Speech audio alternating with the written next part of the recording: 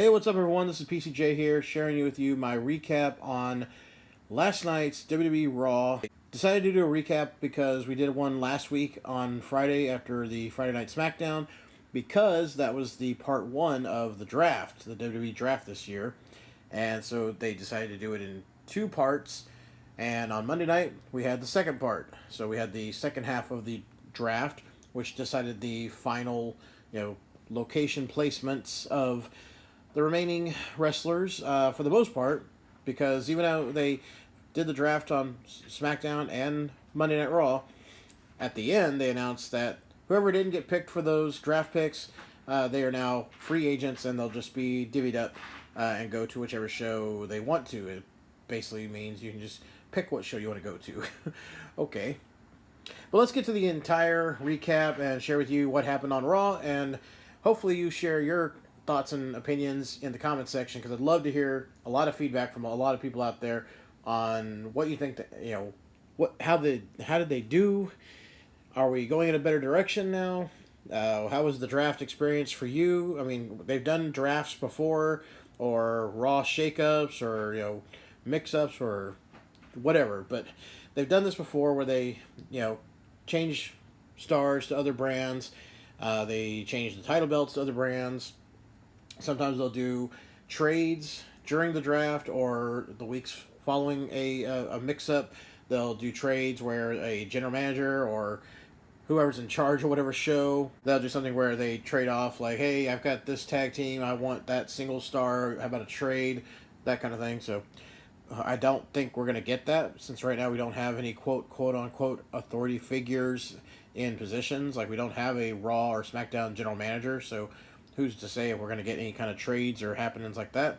But let's get to the show itself. So we start off Monday Night Raw with a Firefly Funhouse recap, where it plays highlights from previous episodes of the Firefly Funhouse and highlights of the Hell in a Cell matchup between Seth Rollins and The Fiend, Bray Wyatt. And then we also get highlights of what happened on SmackDown. So the video package, the way it was put together, this should have aired on last Monday Night Raw, right after the Hell in a Cell pay-per-view. Because when we last saw Seth Rollins at the Hell in a Cell pay-per-view, he's choking and spitting up his own blood while The Fiend has him in the mandible claw on the outside of the ring after delivering a Sister Abigail to the exposed concrete. So Rollins was pretty effed up and choking on blood and in really bad shape. We don't see Rollins the next night on Raw because they completely held him and The Fiend off the show on purpose. Then on Friday, they announced that Rollins is going to face Roman, and the winner of that match, they get the first round pick for the show that they represent. Rollins comes out on SmackDown looking like $100 million, just like nothing happened. He's not bandaged up, he's not limping, he shows no signs of any kind of pain that he was in only 6 days earlier. Why not write him off TV for a couple of weeks? Why not say, hey, Rollins is so banged up and beat up, we're not sure if he's going to be able to defend the Universal title within the time limit that you're required to defend the belt every 30 days or whatever it is nowadays. Why not do something like that? Instead, they have him come out and face Roman Reigns in a throwaway match that could have been anybody else in that match, and there is no continuity to what he went through on Sunday to now seeing him today. And they didn't even incorporate that into Monday last week, where they could have easily done this. On Friday, Rollins is announced to be in that match, and they let us know Rollins is making his first match and first appearance since Hell in a Cell. He was not able to be at Raw on Monday because of the brutal attack that The Fiend gave him at the end of Hell in a Cell. They didn't even try to make that part of the storyline. They just didn't acknowledge that Rollins was on TV at all. So in the end of the video package, it ends with The Fiend laughter, and then we go to the brand new Monday Night Raw opening video intro. We get the pyro. That was nice. Okay, the first week we had pyro. Second week we had a stupid intro to the show with Orton and Corbin and Rusev and the whole Cuck storyline with Lashley and Lana. So we didn't get any pyro at the beginning there, but we got pyro this week, so that's good. Next we have Becky Lynch coming out, and she gets her steam entrance, which is nice. She gets in the ring, gets on the mic, and says that the man has come round to Denver. And she came here ready to beat Sasha, but Sasha is injured, so she'll be facing a woman she just can't seem to get rid of, Charlotte, and she is ready to rip off someone's arm. So out comes Charlotte. The commentators say, "Here comes the 10-time women's champ." Like that actually means anything when you actually sit down and examine Charlotte's title reigns. I've been over this again and again. She's won the title 10 times in about 4 years. Can anyone name off one of those title reigns that really meant something, where she held it for a long, significant amount of time, where she had multiple rivalries, and was able to successfully defend the women's title, whether it was the SmackDown or the Raw version of it? I mean, she traded the belt with Sasha, what, 4 or 5 of those times, between winning it at a pay-per-view, losing it at Raw, vice versa, or whoever, that kind of thing. Oh yeah, because Sasha could never win on TV. She would always lose the belt on TV and win it back at a pay-per-view. So Charlotte gets in the ring, and she says that she misses Bex, and she wants them to be friends. But then she cheap shots Becky with an elbow to the face, and they brawl. And they go to commercial. When we come back from commercial, they have Charlotte's music playing, and the two opponents are standing opposite on either side of the ring. So they just decided to split up the brawl and have them stand there, wait for the show to come back from commercial. Okay. So this is our opening matchup for the show, and it is another winner gets the first pick of the draft. We know it's going to be Raw because Raw gets 3 picks for every 2 that SmackDown gets. Again, I don't understand why they're doing it that way. But the winner will get the first draft pick. Becky, of course, representing Raw because she's the Raw Women's Champion. Charlotte representing SmackDown because she's, on SmackDown. After multiple back and forth pinfall attempts, Becky rolls up Charlotte with a crucifix pin for the win, and Raw has won the top pick again for the draft. Because if you saw SmackDown, Seth Rollins got the win by DQ. He wasn't allowed to beat Roman for whatever reason, and because the Fiend interfered, whatever. But that's 2 times in a row. Raw, got the draft pick, the first draft pick. We go backstage and we see Charlie Caruso interviewing the Universal Champion, Seth Rollins. And she makes the comment about the possibility of Rollins being drafted to SmackDown. Even though he is the Universal Champion, which is a Raw-branded title. But, who knows? Maybe that means the Universal title, the red belt, is going to go to the blue show, SmackDown. And then maybe Brock's going to get drafted to Raw, and Fox will easily give that up. So in the interview, Rollins says he thought he was finished with The Fiend after what happened at Hell in a Cell. You mean whenever The Fiend had you bloodied and beaten and bruised and choking you on the arena floor? Okay. How are you finished with that? Are you just finished getting your ass kicked? I don't understand that. But Rollins says that tonight he is going Fiend hunting, and when he finds him, he is going to burn it down. Okay. We then go to Jim Cramer, host of Mad Money, and he speaks about Seth Rollins, Andrade, and Ricochet. So basically we get more of this NFL broadcast teams, sports announcers, talking about wrestling like they're taking it as a serious sport. That's kind of how Fox wants to present this, which I totally appreciate. But we get a lot of that again, just like on SmackDown. A lot of different segments with different broadcasters that, in my opinion, most of them probably have no clue who any of the people, the wrestlers, that they're having to talk about. We then get shots of the USA and Fox War Room. I need to go back and watch SmackDown again and see if they just replayed the same footage or if they actually shot 2 different times. And I need to go back and see, is the War Rooms we saw them show us on SmackDown, are they the same people, same outfits and everything, and they just played the same stuff, or did they maybe record a new War Room moments? I need to go back and watch that. We go back out to the arena, and Stephanie McMahon comes out because she's the one again that's going to be announcing all the draft picks. She did come out with a better reception from the crowd. Not great. I mean, they cheered somewhat. But yeah, not anything, compared to SmackDown. SmackDown, there was like crickets when she came out. So round 1 of the draft, Raw, their first pick is Universal Champion Seth Rollins. So the Universal title will stay on Raw. Shocker. SmackDown, they make their first draft pick. And their first draft pick is the WWE Champion Brock Lesnar. So WWE title is staying on SmackDown, and so is Brock Lesnar. Big shocker. Raw's second pick is Charlotte. So Charlotte's going to Raw. And we're not going to get any more continuation with the Charlotte Bayley stuff. So they traded the belt the last couple weeks for nothing. So that means Charlotte's going to be on Raw. And chances are there will be a feud with her and Becky Lynch very quickly for the Raw Women's title. SmackDown's second draft pick is all three members of New Day. That's right. Former WWE Champion Kofi Kingston is just back to being one of the jokers on New Day. Just, that's it. Okay. You had your 4 or 5 month title run, and there we go. Thanks for playing. And we're going to go back to the big boys with the titles now. This is the way it looks. And Kofi, if you saw him, he could not be more happy. Every time you see him on camera, it's just like, okay, cool. I got pancakes. I'm good. And lastly, Raw picks for its third pick for the round one. Andrade and his business associate, Zelina Vega.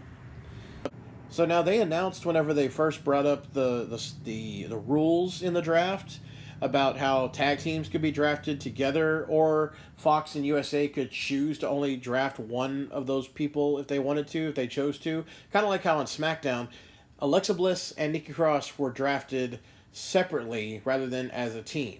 Okay, like could have just done different ways. Why not if you're gonna get a tag team anyways, get them. Or if you have a chance at getting an extra really good talent, why not just get the tag team? I don't know.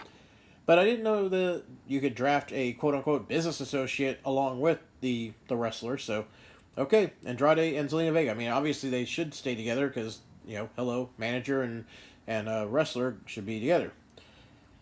All right, next up we go to the WWE draft panel that's sitting out in the audience. And once again, it's Beth Phoenix, Samoa Joe, Booker T, and it's hosted by Renee Young. Booker T praises SmackDown for drafting the New Day, the show that they were already on. We go back over to the ring, and Andrade and Zelina come out. Zelina cuts a promo on their way to the ring, says things are about to change, and she also referred to the 4 horsewomen as horse face. So she just referred to Charlotte as a horse face who is dating Andrade in real life. We then go to commercial. After the commercial break, we see Ali is Andrade's opponent. He was already in the ring. During the match, Lawler says, "This Andrade, is he any relation to Mario Andretti?" Yeah.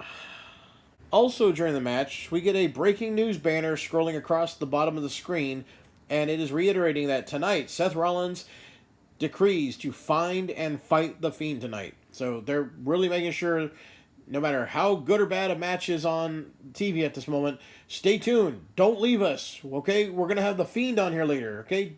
Just stay tuned. In the end, Andrade delivers the Hammerlock DDT for the win. Stephanie comes out again for the second round of the draft. Raw has drafted for its first pick the Women Tag Team Champions Kabuki Warriors. So they are going to be exclusive to Raw, but I thought I heard them say that they will defend the titles on both shows, but once, if and when they lose the belts, they'll be exclusive to Raw. I could have been wrong, but I think that's what I heard. SmackDown's first draft pick for the second round is Daniel Bryan, so he stays on SmackDown. Raw's second draft pick for the second round is Rusev, and he was already on Raw, so he stays.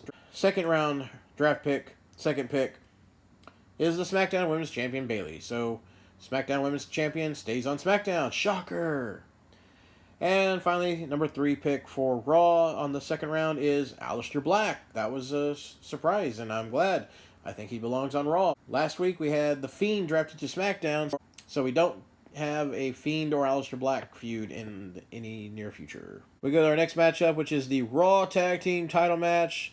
The Viking Raiders challenging Bobby Roode and Dolph Ziggler. They go to commercial, and when they return, we get a Saturday Night Live weekend update with Colin Jost and Michael Che.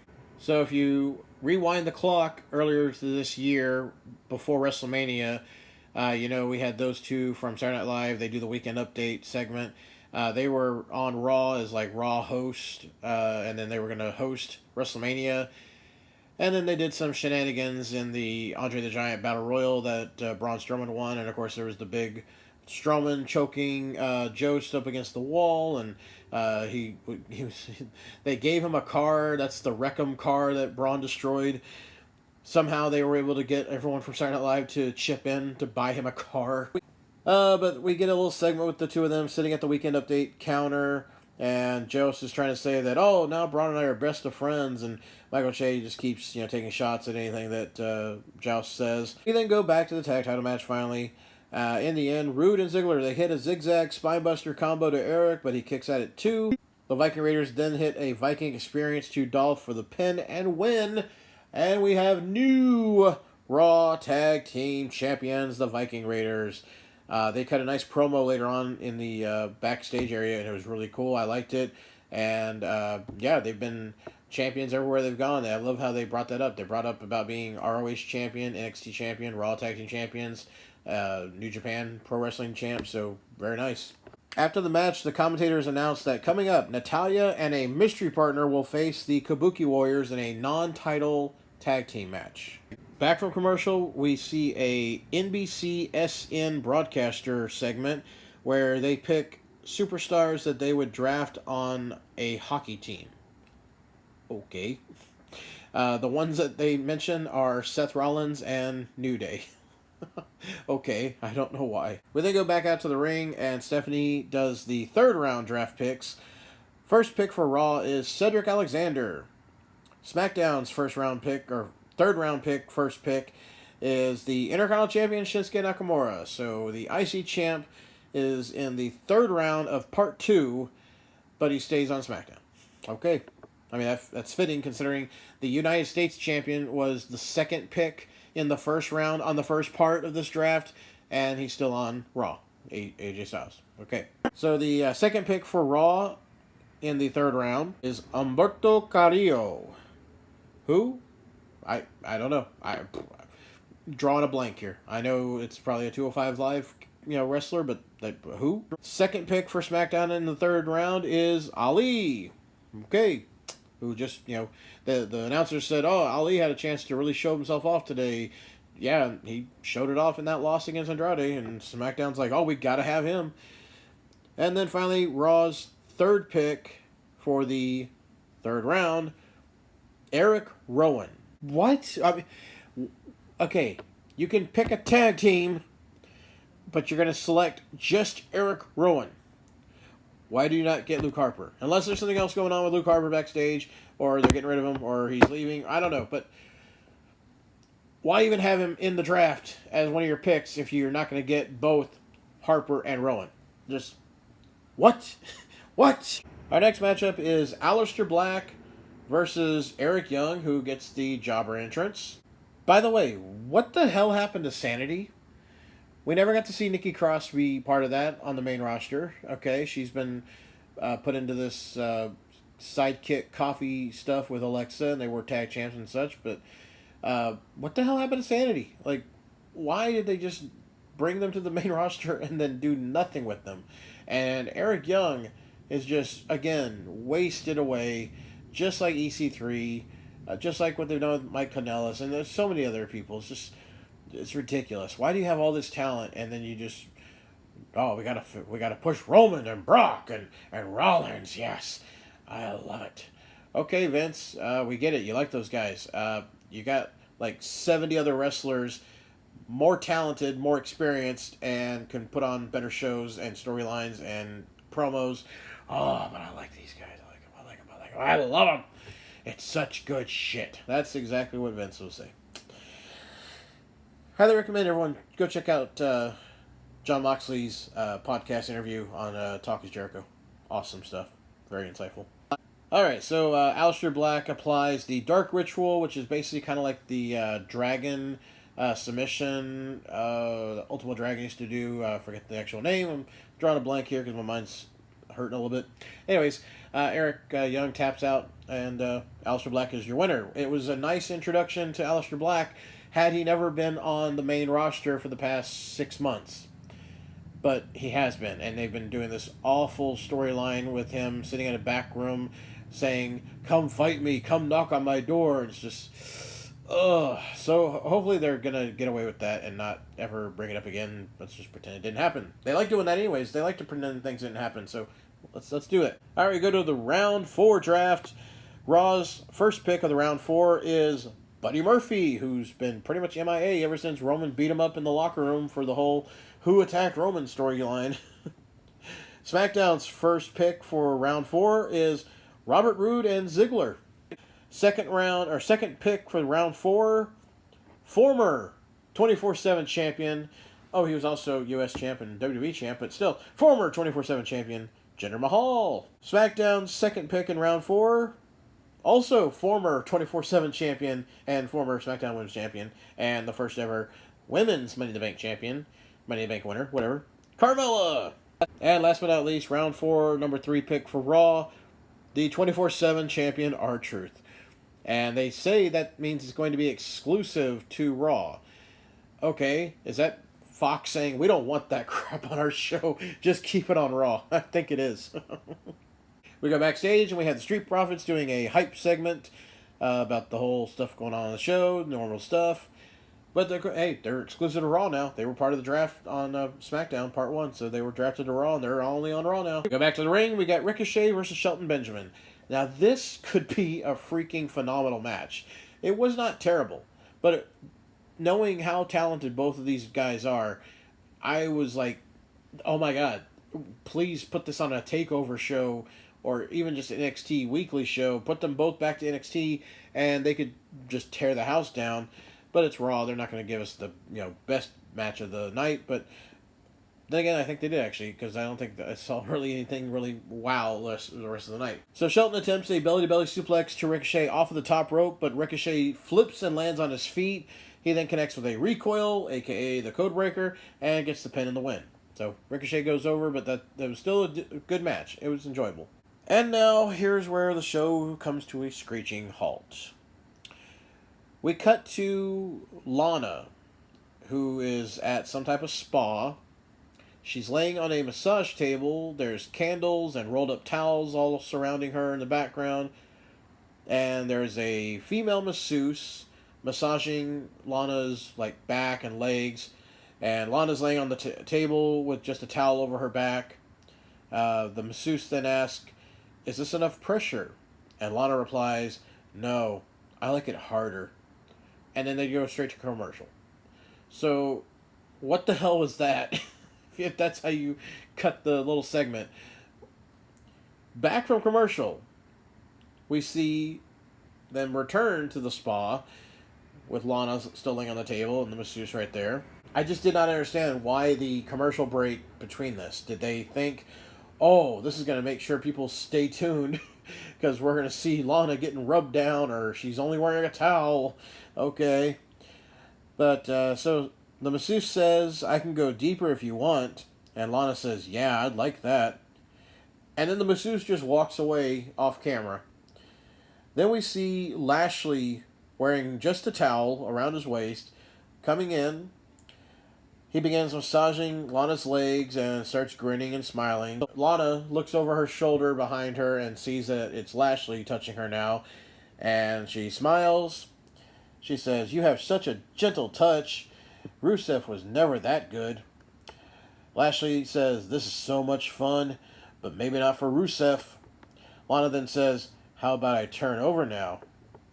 So Lashley picks up her towel and holds it out so that it's covering her body from the camera view. And Lana turns over to lay on her back. And then Lashley proceeds to work her front as we go back to the ring. And that's it. Nothing else happens. We don't go back to them to see what else is going on. What was the point of this? If you're going to do a segment like this, shouldn't you have Rusev showing up and just kicking the hell out of Bobby Lashley or something else added to this? No, that was it. I don't understand why they're doing this story at all, but this is the kind of stuff we have to see. It doesn't make any sense. Nothing makes sense. So we go back to the ring, and now the ring has a table set up and chairs because it's time for a contract sign-in. Yes, one of the most favorite wonderful things that WWE does, contract signings. So Jerry Lawler is in the ring, and he introduces that on Halloween, we have at Crown Jewel in Saudi or wherever place, Jeddah, something like that. It's going to be Tyson Fury versus Braun Strowman. So Strowman comes out first, then Tyson Fury. They sit down across from each other. Strowman tells Tyson that in Saudi Arabia, you're stepping into my world, and I will not let you use me to better your career. I will give you your first loss ever. But of course, this is a wrestling match, not a boxing match. So you're pinning him or making him tap out means nothing in the boxing world. And unless you're going to put on some gloves and have a boxing match, a legit boxing match, not a brawl for all or whatever else they're going to do, means nothing. So Braun signs the contract. Tyson is about to speak on the mic, but instead signs the contract first. Then he gets on the microphone.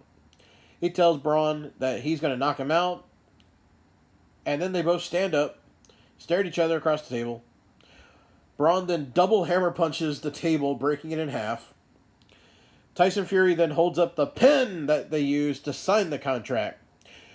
Puts his hands on the pen, struggles to break it in half, and then finally breaks it. And then he just turns and goes out of the ring and grins and walks up the ramp. And that's it. So now we're up to round 5 of the draft. Raw's first pick is Samoa Joe. SmackDown's first pick, The Miz. These guys were already on those shows, so very good. Actually, no, wait. Wasn't Samoa Joe on SmackDown? Was he? I don't know. Remind me, please. Raw's second pick is Akira Tozawa. SmackDown's second pick is King Corbin. So round 5, second pick of part 2, and you draft the King of the Ring that you pushed so heavily just a month ago. Okay, but King Corbin's on SmackDown at least, okay. And then Raw drafts for its third pick, final pick of round 5, Shelton Benjamin. Okay. These are so obscure. There's so many other names that have bigger title reigns and stories and such, and I just don't get it. Like Rowan, Benjamin, Ali, these are strange picks. Tozawa, Carrillo. Alright, next matchup we have Buddy Murphy versus Cedric Alexander.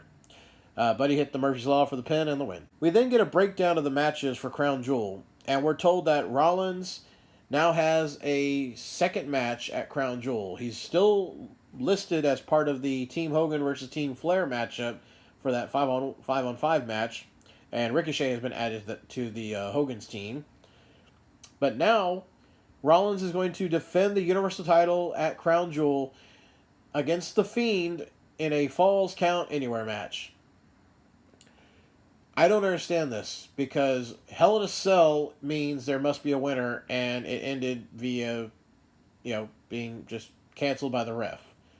A Falls Count Anywhere match is the same, where we are supposed to have a definitive winner. No matter what happens, we should have a winner. Are we going to get that at Crown Jewel? No, probably not. They're not going to have him beat The Fiend. So first of all, Hell in a Cell is a match that requires a definitive finish. There should always be a winner, whether it's pinfall or submission, no matter what. And y'all just had that match this past week, and you had the referee just stop it because it was, you went too far. How is The Fiend going to win at all if he's on SmackDown? He's been drafted to SmackDown. Rollins is drafted to Raw. So there's no way that The Fiend's winning the title. And I highly doubt they're going to let Rollins just pin or submit The Fiend. So what's the ending to this? It's so frustrating. This is just so weird, bizarre. What are they doing? Okay, we go backstage and we see another Street Profits promo, and they say they want the smoke. We go to Premier League on NBCSN. They give their favorite fan cheers, such as, "This is awesome," that kind of thing. Round 6, the final round of the draft. And Stephanie out again to announce the picks. First pick for Raw is Rey Mysterio. First pick for SmackDown, Shorty Gable. We're sticking with that name. Raw second pick, Titus O'Neil.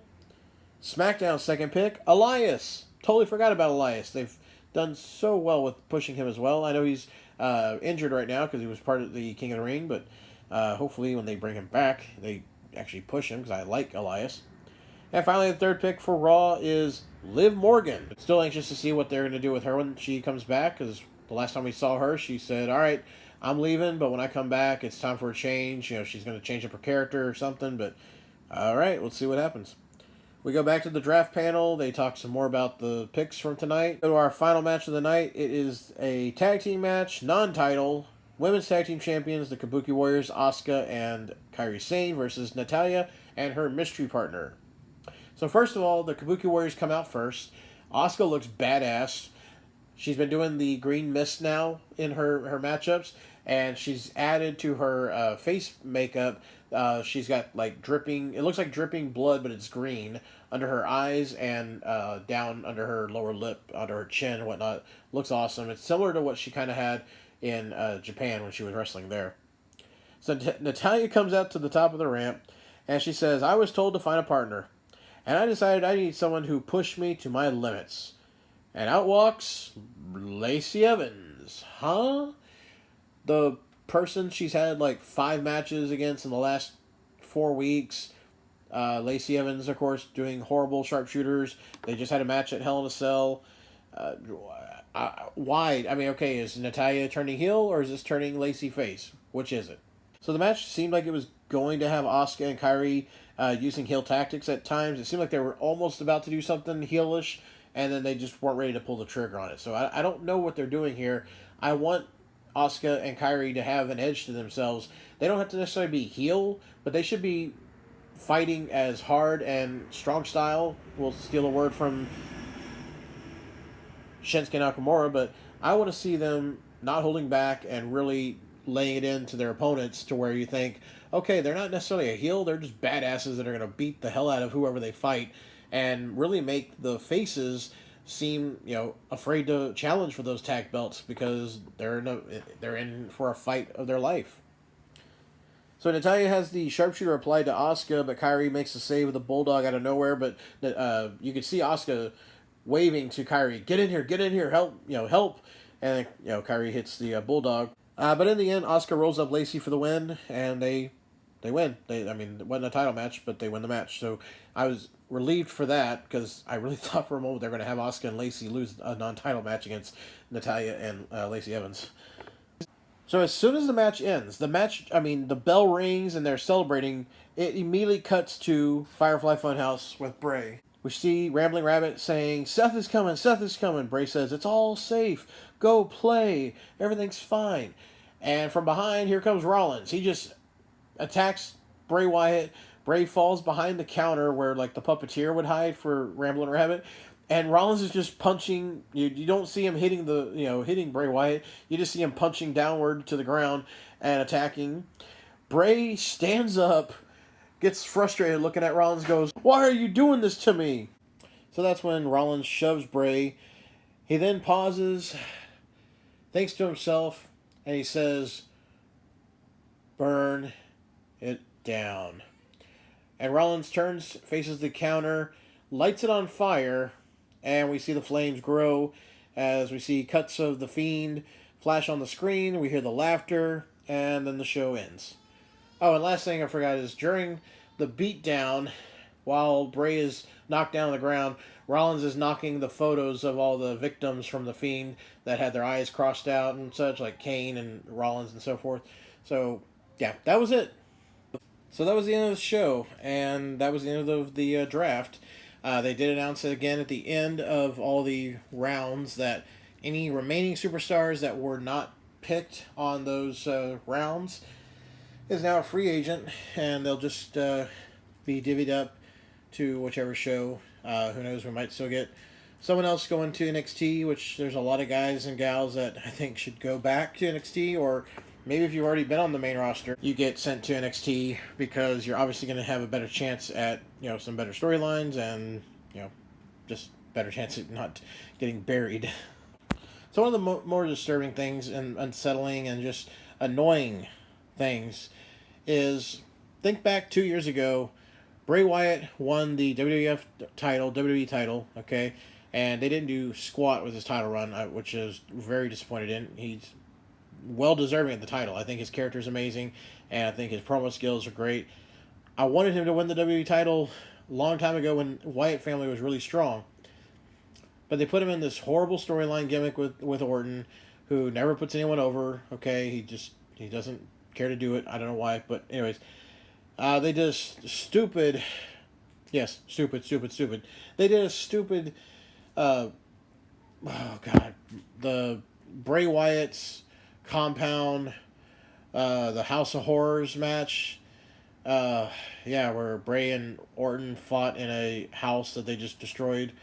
And here's the thing: at that time, they had Bray lose the title to Orton at WrestleMania, which was not a good move. And then they had a rematch, not for the title, because they were on opposite shows at the time. Because Orton was on SmackDown and Bray was on Raw. So he couldn't challenge him for the belt, but they had a rematch, just a fight, in that House of Horrors match. Let's look at the comparison of this year. We had a terrible Hell in a Cell match with Rollins and Bray for the WWE Universal title. And now we have Seth Rollins burning down the Firefly Funhouse. Why is that another comparison? Because what led up to this whole Bray Wyatt Orton stuff was they had Randy Orton burn the house, or the house of Sister Abigail, or whatever it was. It's just dumb. I don't understand this booking. I thought we were going to get better stuff with the new season, as they call it, of USA of Raw, and then I thought we were going to get better stuff with Fox shoving all this money into SmackDown, promoting it like crazy. Yeah, we got pyro, we got better graphics, we got new music, we got new stages, new commentary teams. But what is this? The stories and these feuds and rivalries that are just bizarre. I don't get it. Please explain to me. So that's it for my little recap of the Monday Night Raw and the final round of the or the final part of the draft. Share your thoughts and comments below. Let me know what you think of what they're doing. I'm confused and would love some explanations. If you have them, please share them. Guys and gals, I'm going to wrap it up. I'll talk to you later. This is PCJ, the Pop Culture Junkie, signing out.